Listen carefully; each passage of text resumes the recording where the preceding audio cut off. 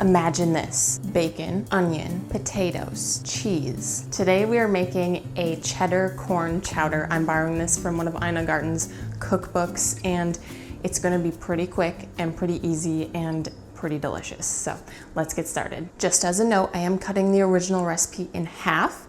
The original recipe said to make 10 to 12 servings. I don't need that many, so we're going to just cut everything in half. In a large vessel, I have a large cast iron Dutch oven here, whatever soup pan you would like. I'm going to turn our heat on to medium high. We're going to add 2 tablespoons of olive oil and 8 ounces of bacon chopped.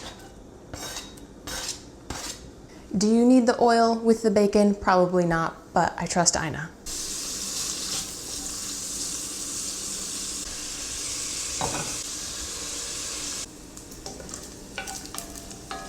Once your bacon has gone crispy, about 5 minutes or so, we're going to take it out of our pan, and I'm going to put it on a plate with a piece of paper towel to absorb a little bit of the grease, help it stay crispier.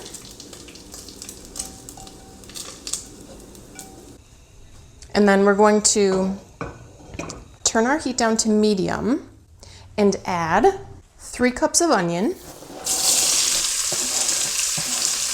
which is about 2 large onions.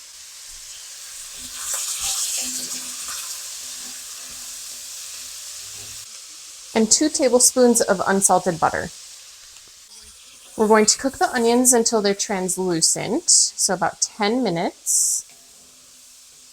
While the onions are cooking, I'm going to get out some flour, salt, pepper, and turmeric.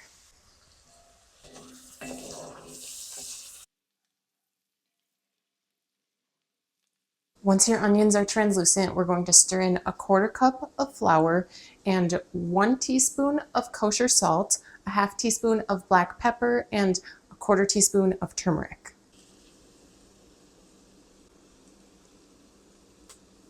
We're going to cook this for about 3 minutes, and we just need to cook out the raw flour flavor.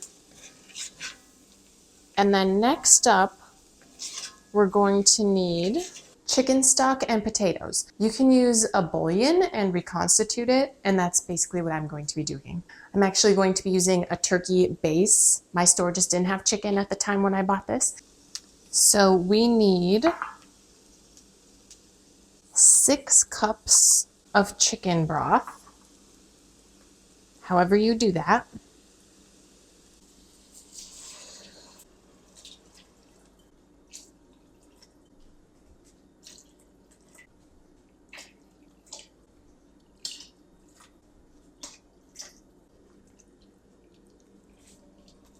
We're also going to add 3 cups of medium diced potatoes, or about 1 pound. We want to bring this to a boil and let it simmer for 15 minutes. So I'm gonna turn my heat up a little bit just so we reach that boil a little bit quicker. We just need it to simmer until our potatoes are tender.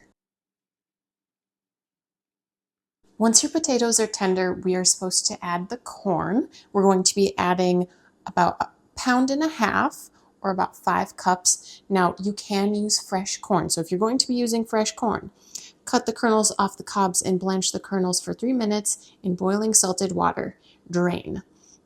I'm using frozen. Ina says we can use frozen. So we're going to skip that step and just add the corn to the soup.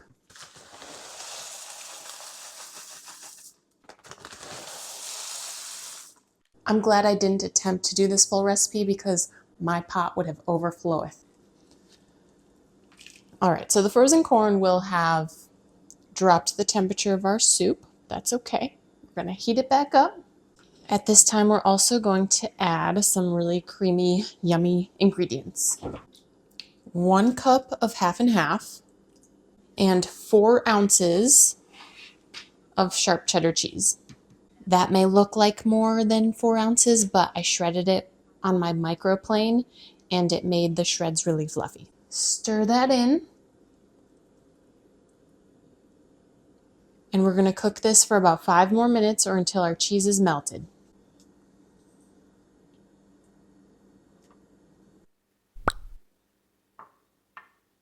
Look at that. Ooh, let's put some crispy bacon. Yes, please. What do we think? I think we need to give it a taste test. And don't be afraid to add a little bit of salt and pepper to taste.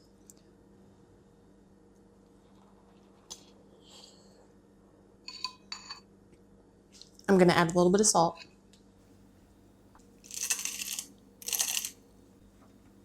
I will say this is piping hot right now.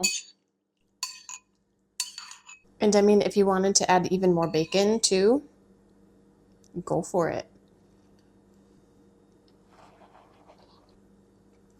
Absolutely. Mine just needed a little bit of salt. If you use fresh corn, I think you're going to have an even stronger, more flavorful corn flavor, which I think would be delicious.